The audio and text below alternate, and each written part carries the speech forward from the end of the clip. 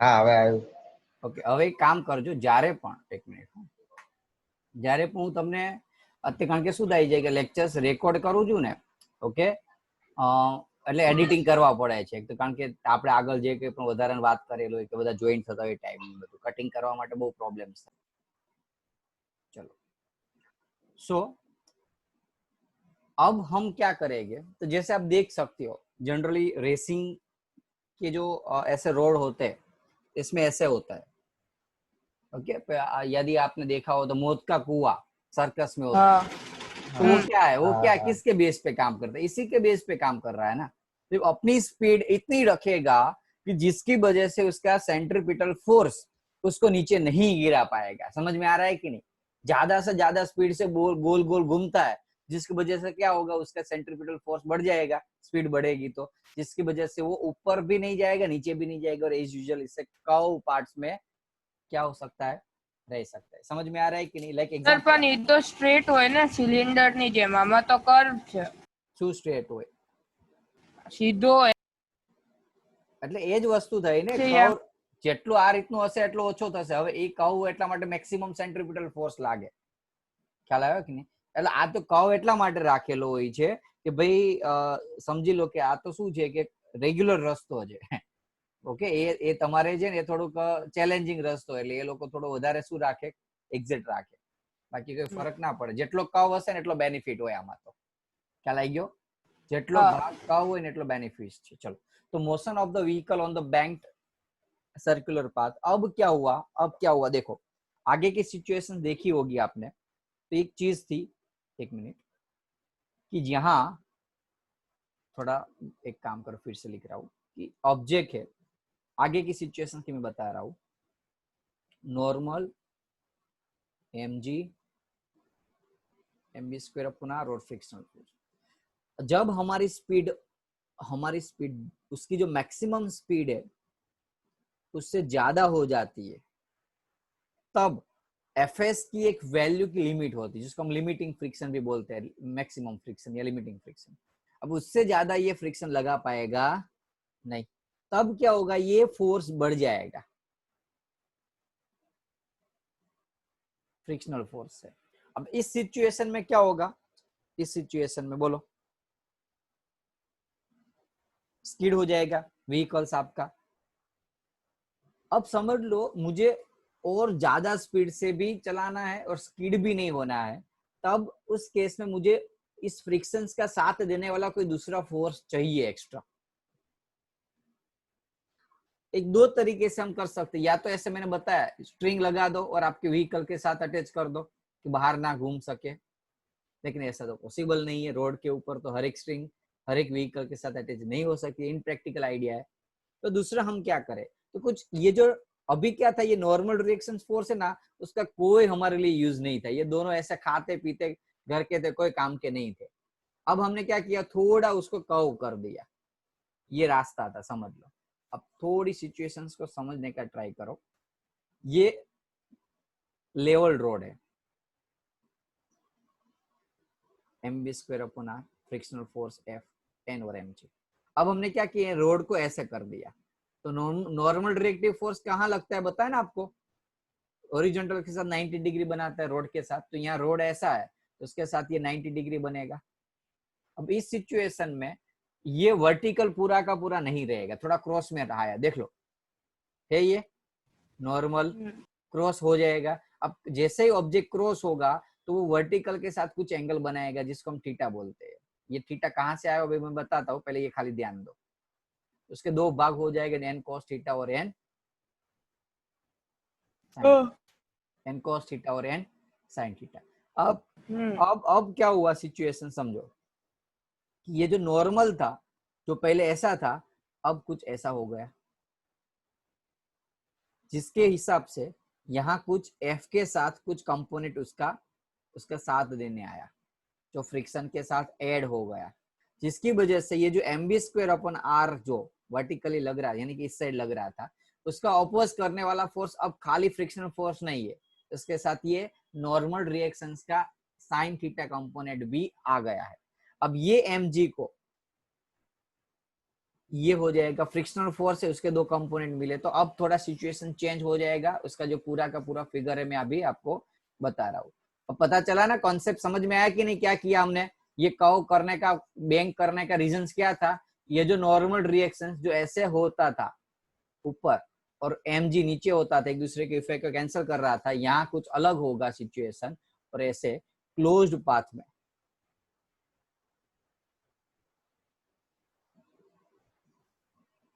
कौन कौन सा फोर्स लगता है, बोलो चलो, इसके अंदर कौन कौन सा फोर्स लगता है, बताओ चलो जल्दी से बताओ।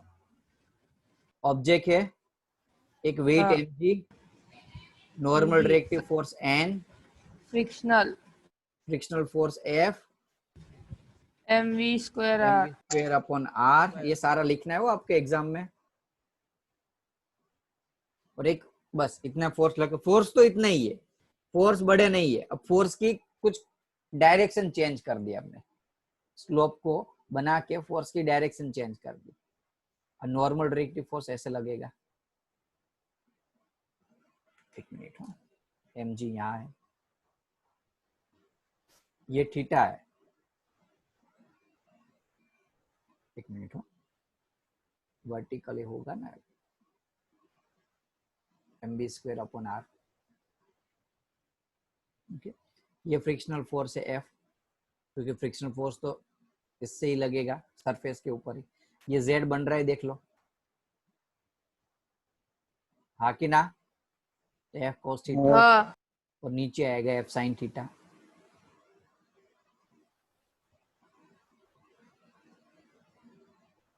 हाँ कि ना,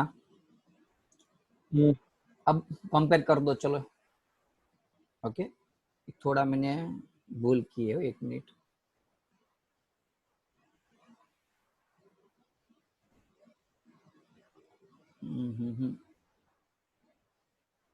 ओके, थोड़ा बड़ा बनाया होता तो अच्छा होता। चलो समझ में तो आ गया ना आपको mg, ये क्योंकि बहुत बार किया हुआ है आपने ऑलरेडी। F sin थीटा, अब ये नॉर्मल रिएक्शंस के भी दो पार्ट्स हो गए, n cos थीटा और n sin थीटा। ये एंगल थीटा क्यों लिया मैंने, वो मैं बता रहा हूँ, ध्यान दो। इसमें तो थोड़ा खिचड़ा हो गया, इसलिए बड़ा बना देता हूँ। और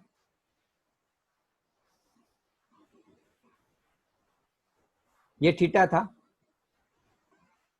ये mg, ये 90 माइनस थीटा होगा, ये 90 होता है इसलिए, हाँ कि ना। हाँ, हाँ, ये नॉर्मल रिएक्शन फोर्स n, इससे एग्जैक्टली ये बनाऊ मैं, कि वर्टिकली ऑपोजिट हुआ ये 90 माइनस थीटा। हाँ, अब ये पूरा का पूरा 90 है इतना, ये कितना होगा, पूरा का पूरा 90 है, इसमें से मैं 90 माइनस थीटा माइनस कर दूं, तो बचा क्या, थीटा, बोलो हाँ कि ना। थीटा। हाँ, तो ये थीटा क्यों एग्जैक्टली थीटा ही लिया, इसका रीजन पूरा मैथ्स है। ओके, बायो वाले के लिए मैंने फिर से रिपीट किया, ध्यान दो। वैसे इतना भी बड़ा नहीं है कि आपको 11th का मैथ्स नहीं है, इसमें 10th का ही मैथ्स है पूरा। तो नॉर्मल रिएक्शंस का ये n cos थीटा, और दूसरा आएगा यहाँ n sin। ये फ्रिक्शनल थीटा, फोर्स F, तो फ्रिक्शनल फोर्स के दो पार्ट्स हो गए, कौन कौन से बताओ। cos theta, f cos theta और sin theta. F cos theta और F sin थीटा। एक मिनट हो यार, फिगर ऐसी गड़बड़ कर रही है ना, छोटी छोटी चीज थोड़ा बड़ा बना दे तो आपको एकदम क्लियर हो जाए, क्योंकि बाद में आप कंफ्यूज हो गए छोटे छोटे राइटिंग, क्योंकि मेरे यहाँ तो मुझे अच्छे से दिख रहा है, आप मोबाइल में देख रहे होगे ना, उसको दिक्कत होगी थोड़ी।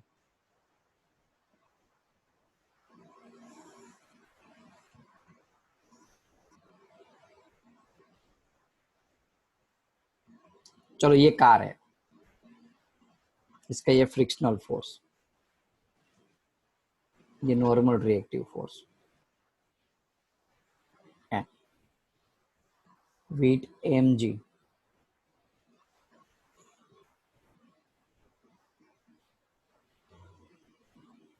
फ्रिक्शन फोर्स के दो पार्ट्स हो गए,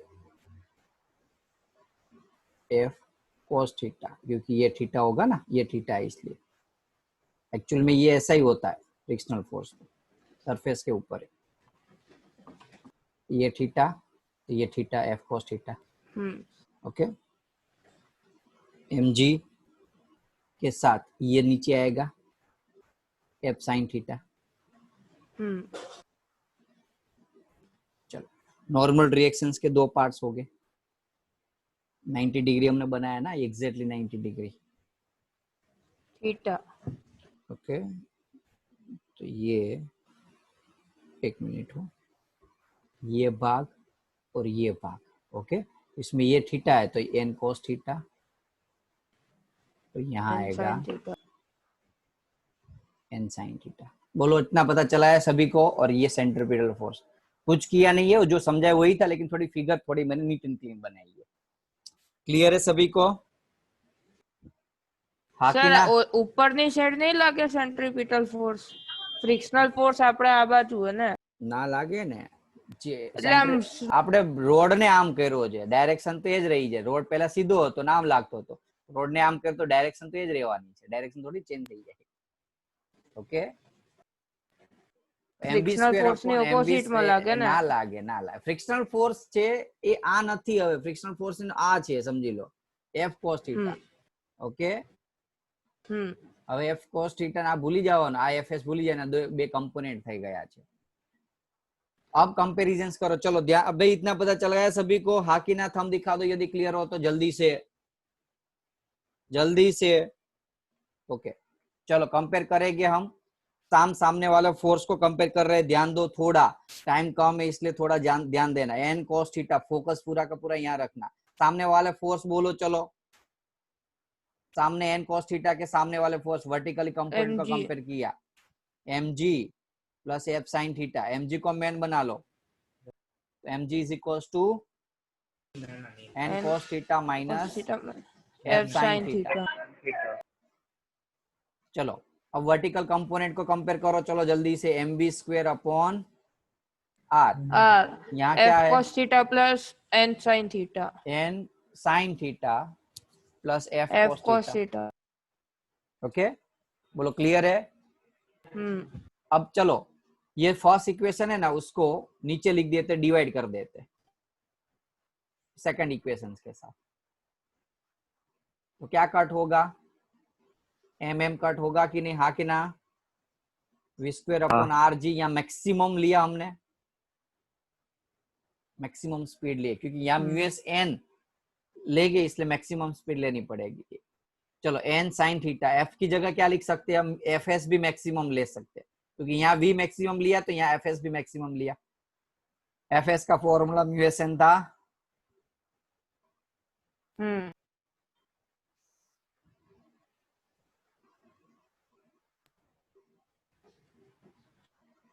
एन एन कट, ऊपर नीचे ऐसे कॉमन निकाल के कट करना, लेकिन अभी डायरेक्टली पता चला है ना आपको, एन यहाँ कॉमन निकल जाएगा दोनों में से।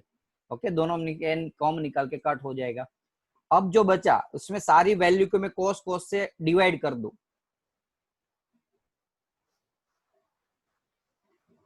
Sine theta mu cos theta, mu S maximum लिखना है अभी मैं। चलो सारी वैल्यू को डिवाइड करो, सारी वैल्यू को डिवाइड करो, क्या आएगा?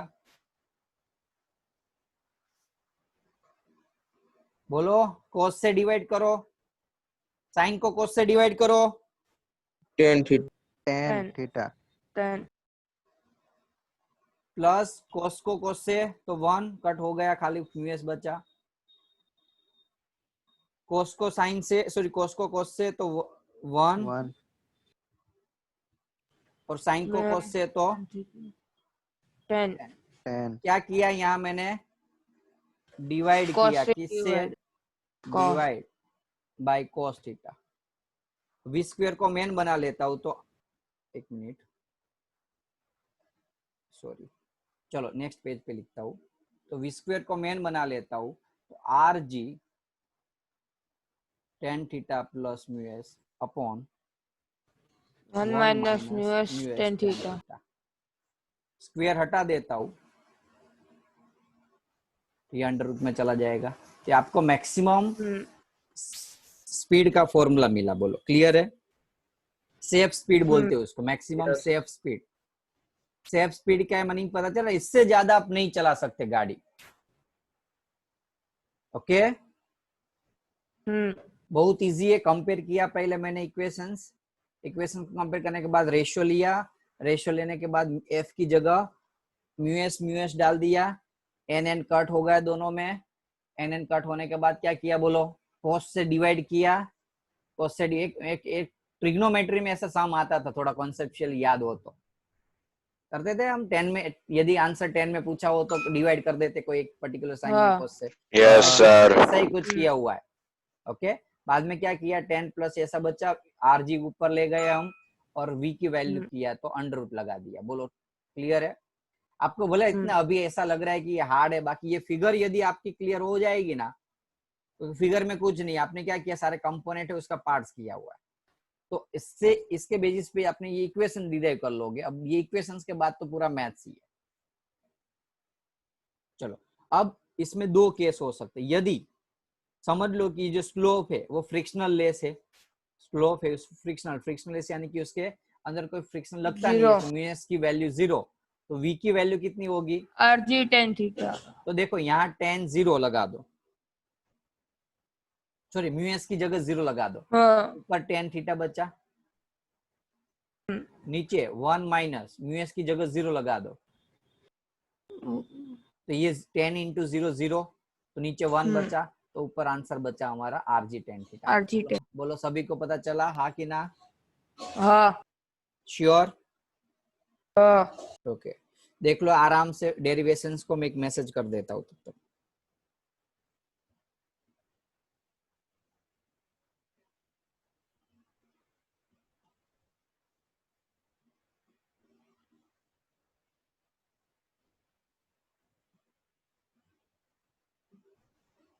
क्लियर है? श्योर? चलो अब दूसरी चीज, यानी कि इससे क्या पता चला हमें भाई, यदि ये बैंक रोड के ऊपर भी मुझे स्किड नहीं होना है तो मुझे इस स्पीड से जाना होगा, under root R G tan theta plus mu S 1 minus. आपको एग्जाम में पूछेगी, न्यूमेरिकल पूछेंगे, न्यूमेरिकल में वैसे नेक्स्ट लेक्चर में लूंगा, तब आपको एकदम ये सब कुछ कॉन्सेप्ट ऑटोमेटिकली क्लियर हो जाएगा, ये फॉर्मूला का कहाँ यूज है, कैसे अप्लाई करना है। लेकिन अभी ये डेरिवेशन समझ में आना चाहिए सभी को। दूसरा एक केस था, वैसे कुछ आईएमपी नहीं था, यदि समझ लो आपकी कार है ऐसे पड़ी हुई है, अब प्रॉब्लम क्या होगा? इसकी वजह से ये नीचे आना स्टार्ट करना चाहिए, हाँ कि ना? तो मैं ऐसा ये रोड जो है रोड, उसमें ये म्यूएस की वैल्यू यानी कि स्टैटिक फ्रिक्शंस की वैल्यू ऐसे कैसे एडजस्ट करूं कि वो नीचे ना आए और यहाँ ऐसे में पार कर पाऊं। यानी यदि मेरा रोड ऐसा क्लोज्ड पाथ पे है, यदि आप आबू या फिर कहीं घूमने गए होगे तो जनरली रोड ऐसे होते हैं, तो वहां आपको पार्क अच्छे से करनी और कार नीचे भी ना स्लिप हो जाए, तो आपको ये जो म्यूएस की वैल्यू डिजाइन करनी होती है, यानी कि ये जो ये जो रोड डिजाइन करने होते हैं रोड, उस रोड के लिए म्यूएस की वैल्यू कितनी रखनी चाहिए? तो वो रखनी चाहिए tan थीटा। क्लियर है? ये बड़ी होनी चाहिए इससे, म्यूएस की वैल्यू tan थीटा से बड़ी होनी चाहिए। वैसे mu S is equal to tan theta मैंने ऑलरेडी बता दिया था आगे के टॉपिक में। ओके कुछ नया नहीं है। बोलो क्लियर है? सेफ पार्किंग बोलते हैं उसको। ओके यानी कि ऐसे रोड जब डिजाइन करते हैं तो ये एंगल कितना रखना है, ओके ये इससे पता चलेगा, यानी कि स्टैटिक फ्रिक्शंस की वैल्यू से हिसाब से एंगल एडजस्ट करना होता है। बोलो क्लियर है? चलो आज के टॉपिक में जो एक्सप्लेन किया फिर से फटाफट से रिकॉलिंग कर लेते थोड़े। फिशुडो फोर्स बहुत इजी था, ऊपर जाए तो जी प्लस है, नीचे जी माइनस है, ब्रेक जाए तो 0। ओके ये बहुत इजी टॉपिक था। थोड़ा सेंट्रीपिटल फोर्स नया टॉपिक नहीं था। Motion in the circular path में आपने बताया था 3 जो 4 फोर्स सामने लग रहे हैं, वो कंपेयर करने के बाद वी स्क्वायर की वैल्यू डिजाइन की थी हमने, mu R G V square की वैल्यू यानी कि स्पीड। अब यदि समझ लो कि आपके वेलोसिटी ज्यादा है, ज्यादा स्पीड से आपको गाड़ी चलानी है, तो लेवल रोड के ऊपर आप बहुत ज्यादा स्पीड से नहीं चला पाओ, क्योंकि उसकी एक वैल्यूएशन होती है। वैल्यूएशन कितनी? तो एफएस जितनी। ये मैक्सिमम एक लिमिटेड होता है, उस लिमिट से ज्यादा नहीं। इसमें लिमिट हो जाती है, लेवल रोड के ऊपर आपकी गाड़ी की स्पीड आपकी एक लिमिटेशन बन जाती है। लेकिन यदि हम ऐसा क्लोज्ड पाथ में, सॉरी इसमें सर्कुलर पाथ को ऐसे बैंक बना दो, तो और ज्यादा हम स्पीड बढ़ा सकते हैं। वो स्पीड की वैल्यू का डेरिवेशन अभी मैंने बताया। क्या करना था? तो कंपेयर किया, फ्री बॉडी डायग्राम ड्रॉ किया, रेशियो लिया और वी स्क्वायर की वैल्यू को मेन बना लिया। श्योर?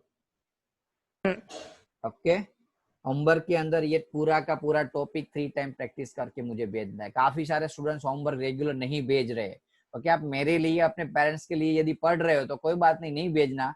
यदि आप अपने लिए पढ़ रहे हो तो होमवर्क रेगुलर भेज देना है सभी को। 3 टाइम कंपलसरी। थोड़ा टफ टॉपिक था ये लास्ट वाला।